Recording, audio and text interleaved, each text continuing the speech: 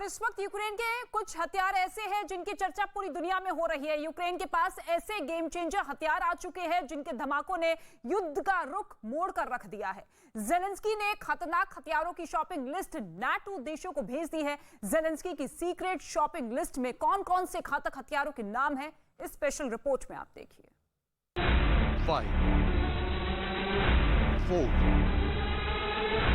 3 2 1 fire.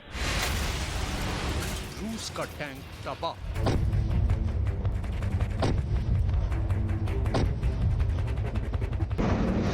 युद्ध के मैदान में यूक्रेन के हथियार रूस की सेना के लिए ऐसे काल बन रहे हैं। यूक्रेन में रूस के टैंक तबाह हो रहे हैं। रेड आर्मी के काफिले पर ताकतवर हमले हो रहे हैं।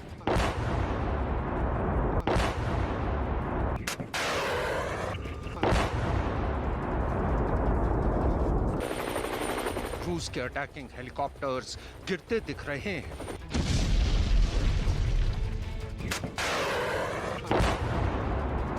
ये वो महाविनाशक हैं जो जेलेंस्की के लिए गेम चेंजर बन गए। ये यूक्रेन के लिए रूस को रोकने वाले सबसे बड़े हथियार हैं।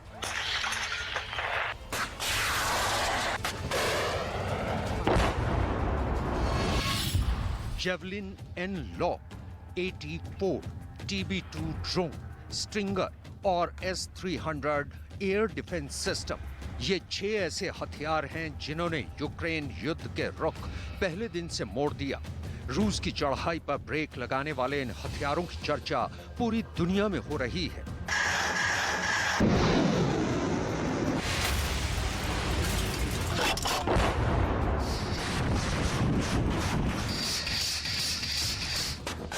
तेईस और 24 फरवरी की रात शुरू हुए यूक्रेन युद्ध की असली स्क्रिप्ट यही हथियार लिख रहे हैं। यूक्रेन के ये वो हथियार हैं जो अभी जेलेंस्की की असली ताकत बने हुए हैं, लेकिन युद्ध के मैदान में रूस की सेना को मुंह तोड़ जवाब देने के लिए जेलेंस्की ने कई और एडवांस हथियारों की सीक्रेट शॉपिंग लिस्ट तैयार की है।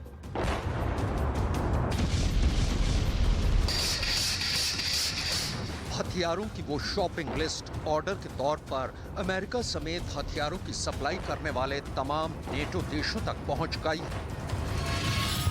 इस शॉपिंग लिस्ट में फाइटर जेट है, तबाही मचाने वाले टैंक हैं, सैनिकों के लिए संजीवनी का काम करने वाली बख्तरबंद गाड़ियां हैं, एंटी शिप मिसाइलें हैं, एयर डिफेंस सिस्टम है।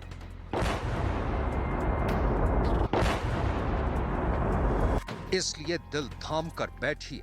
इस धमाकों से भरी रिपोर्ट में जेलेंस्की की सीक्रेट शॉपिंग लिस्ट में मौजूद एक एक हथियार की जानकारी है जो पुतिन की सेना पर बहुत ही भारी साबित होने वाले हैं। जेलेंस्की की शॉपिंग लिस्ट में कौन-कौन से महाविनाशक हथियार हैं? कौन सा हथियार किस देश से आने वाला है? जेलेंस्की के आर्म्स ऑर्डर की डिलीवरी की स्टेटस रिपोर्ट क्या है? एक एक डिटेल इस रिपोर्ट में मिलेगी, लेकिन उससे पहले यूक्रेन के रण क्षेत्र में चलिए, जहां तबाह हुए रूस के जंगी साजो सामान गवाही दे रहे हैं। आखिर पुतिन की सेना राजधानी कीव में क्यों नहीं घुस पाई? कीव पर कब्जे वाले रूस के प्लान पर कैसे पानी फिर गया? यहाँ उन्होंने पहले कब्जा किया, यहाँ पर उन्होंने बेस बनाया, यहाँ पर उन्होंने अपनी आर्मर्ड व्हीकल को उतारे, यहाँ पर उन्होंने अपने टैंक उतारे, यहाँ पर अपने साजो सामान उतारे, यहाँ पर उन्होंने रसद उतारी। इस पूरे हवाई अड्डे को उन्होंने अपने कब्जे में ले लिया था। और कोशिश मैं कर रहा हूँ आपको दिखाने के लिए। ये देखिए, एक टैंक और भी है यहाँ पर। ये टैंक देखिए, ये भी पूरी तरह से खत्म हो गया है, जल गया है। इसके अलावा वी जो साइन होता है, वी साइन जो होता है वो रूस के टैंकों का साइन होता है। तो एक और टैंक दिखा रहा हूँ इधर। आप जिधर भी आप देखेंगे आपको चारों तरफ टैंक ही टैंक नजर आएंगे। यूक्रेन युद्ध को शुरू हुए 1.5 महीना पूरा होने वाला है। इतने दिनों के बाद भी रूस को कोई बड़ी कामयाबी नहीं मिल पाई। रूस की शुरुआती जीत पर यूक्रेन ने कैसे ब्रेक लगा दिया, इसे समझने के लिए आपको यूक्रेन की फायर पावर को समझना पड़ेगा। यूक्रेन भले ही रूस के मुकाबले 20% ही फौजी ताकत रखता है, लेकिन पुतिन की सेना पर वो भारी पड़ रहा है।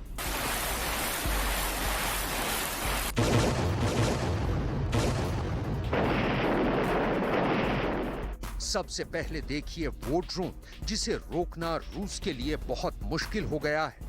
ये है यूक्रेन का TB2 ड्रोन जो उसने तुर्की से खरीदा था। TB2 की खासियत समझने से पहले उसका जलवा देखिए।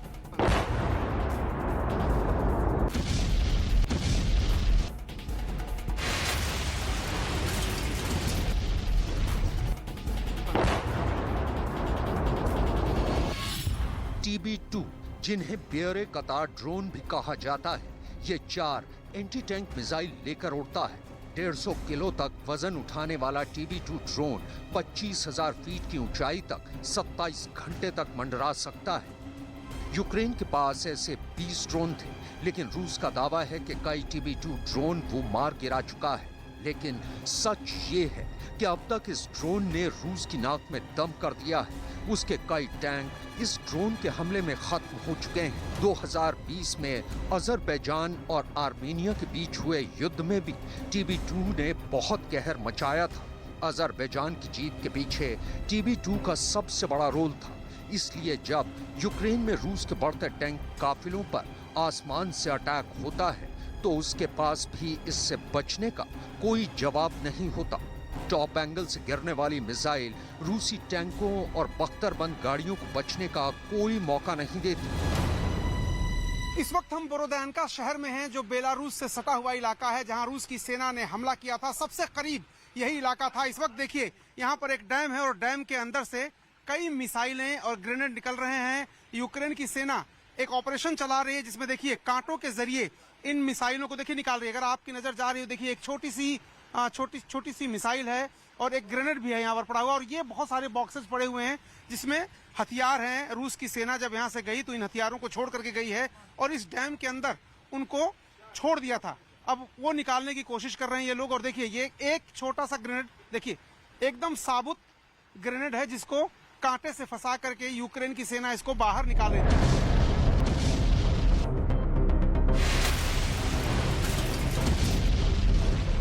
रूस का सबसे बड़ा डर TB2 ड्रोन ही नहीं, वो man portable anti tank missile भी हैं जो रूस के टैंकों को तबाह कर रही है।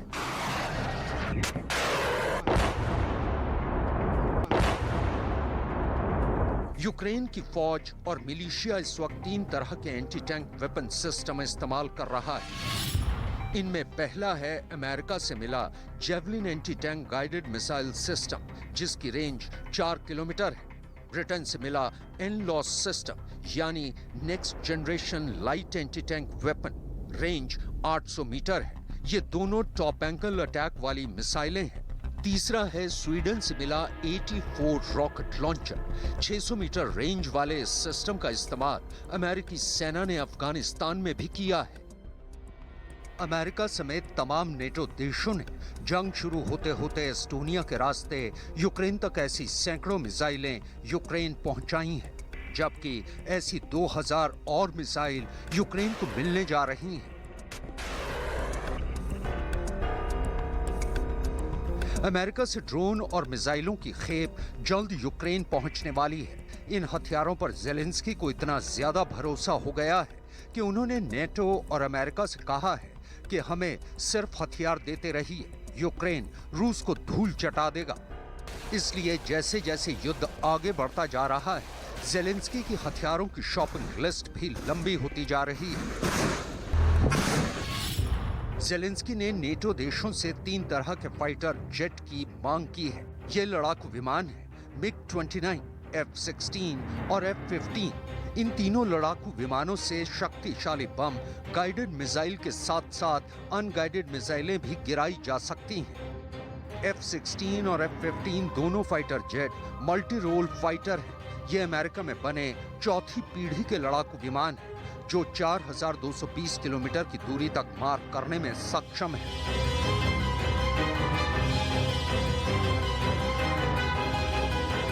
रूस का मुकाबला करने के लिए जेलेंस्की अपनी सेना को सिर्फ आसमान में ही नहीं बल्कि जमीन पर भी काफी शक्तिशाली बनाने में लगे हैं। यूक्रेन को ये ताकत टैंकों और बख्तरबंद गाड़ियों से मिलने वाली है, जिसका ऑर्डर जेलेंस्की पहले ही दे चुके हैं। जेलेंस्की नेटो देशों से PT-91 और T-72A टैंक मांग रहे हैं। ये दोनों टैंक काफी एडवांस टैंक माने जाते हैं। PT-91 का वजन 48.5 टन है, वहीं T-72A टैंक 41.5 टन भारी है।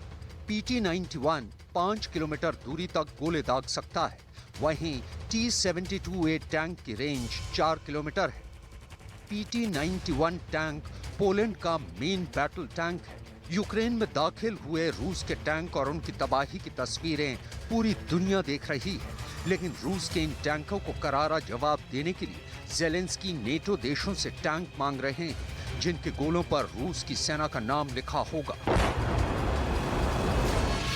वहीं अपने सैनिकों को और मजबूत सुरक्षा कवच देने के लिए ज़ेलेंस्की ने जिस बख्तरबंद गाड़ी का ऑर्डर दिया है, उसका नाम है मेविक जैकल। मेविक जैकल का वजन 6.65 टन है। ये 81 किलोमीटर प्रति घंटे की रफ्तार से आगे बढ़ती है। इसकी रेंज 800 किलोमीटर तक है। ब्रिटेन की यह बख्तरबंद गाड़ी लड़ाई के मोर्चे पर कारगर तो साबित होती ही है, यूक्रेन के युद्ध में रूस की सेना को पीछे खदेड़ने में मददगार साबित होने वाली है।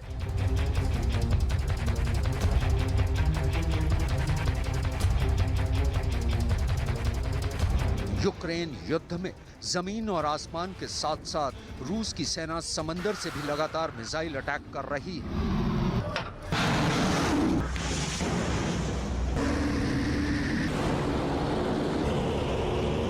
यूक्रेन का दावा है कि रूस ने शुक्रवार को पूर्वी यूक्रेन के क्रामातोर्स्क पर 2 रॉकेट दागे हैं।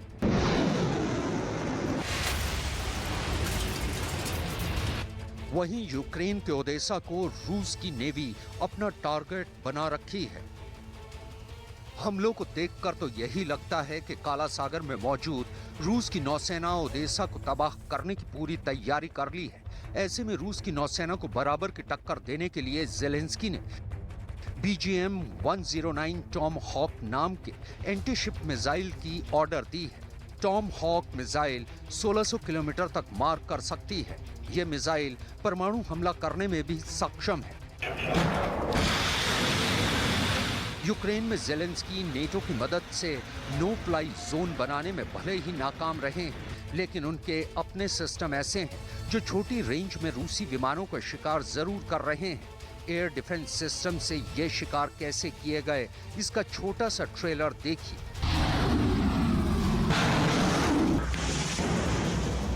इन हमलों के पीछे यूक्रेन की 3 एयर डिफेंस मिसाइल हैं, जो भले पुरानी हैं, लेकिन रूस के खिलाफ असरदार साबित हो रही हैं। पहला है स्ट्रिंगर सिस्टम, जो अमेरिका से मिला है। दूसरा है स्ट्रेला और तीसरा है सोवियत दौर का S-300 air defence system. Zelensky ने S-300 एयर डिफेंस सिस्टम की बड़ी खेप की मांग की है।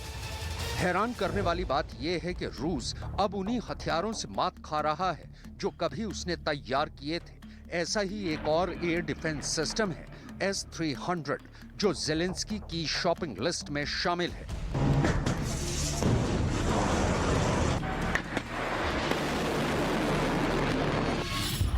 S-300 एक ऐसा एयर डिफेंस सिस्टम है जिसकी रेंज 150 किलोमीटर है। यही एयर डिफेंस सिस्टम इस वक्त कीव को भी बचा रहा है।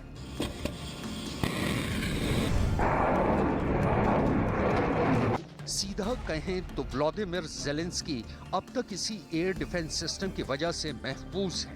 कीव में S-300 के तैनात रहने के मायने रूस भी अच्छी तरह समझता है, क्योंकि ये एयर डिफेंस सिस्टम भी सोवियत संघ के जमाने से रूस के पास है।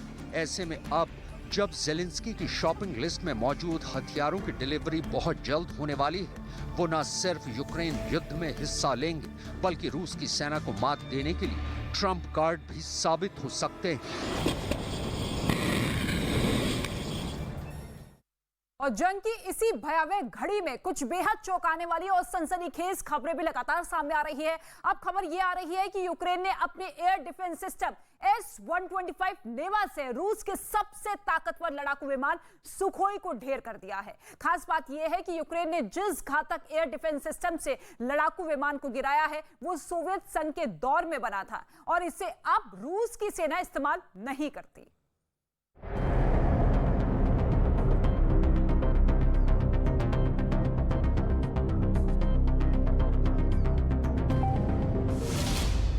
जिस हथियार ने सुखोई को मार गिराया,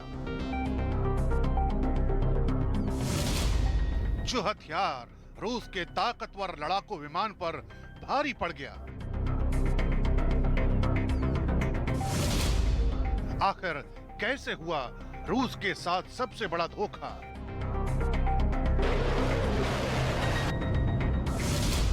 आखिर कैसे आसमान में साजिश का शिकार हुआ रूस?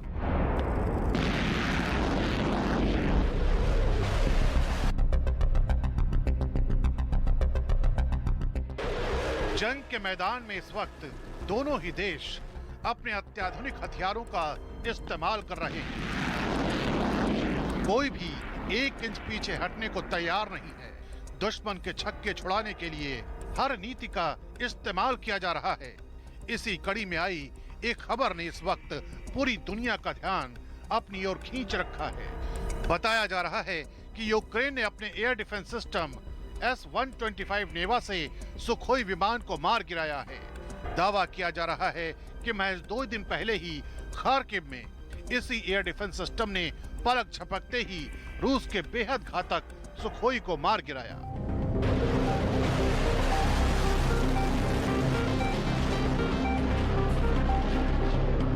इस एंटी एयर मिसाइल सिस्टम को यूक्रेन की सेना में 2020 में शामिल किया गया था। हालांकि यूक्रेन की सेना ने बाद में इसे और घातक बनाने के लिए इसमें कई बदलाव भी किए, जिसका नतीजा है कि इसने यूक्रेन में जारी जंग के बीच रूस को बड़ा झटका दिया है। और यही वजह है कि इसकी गिनती सबसे शक्तिशाली एंटी एयर मिसाइल सिस्टम में होती है, जो जमीन से हवा में मार करने की क्षमता रखता है। और कहा जाता है कि ये 40 किलोमीटर दूर से ही सटीक निशाना लगाने में सक्षम है। यही नहीं, ये मिसाइल सिस्टम आसमान से बम बरसाने वाले लड़ाकू विमानों और क्रूज मिसाइलों को भी ढेर करने की काबिलियत रखता है। भले ही रूस ने इसे अपनी सेना से रिटायर कर दिया हो, लेकिन दुनिया के कई देशों में इसका इस्तेमाल अब तक किया जाता है।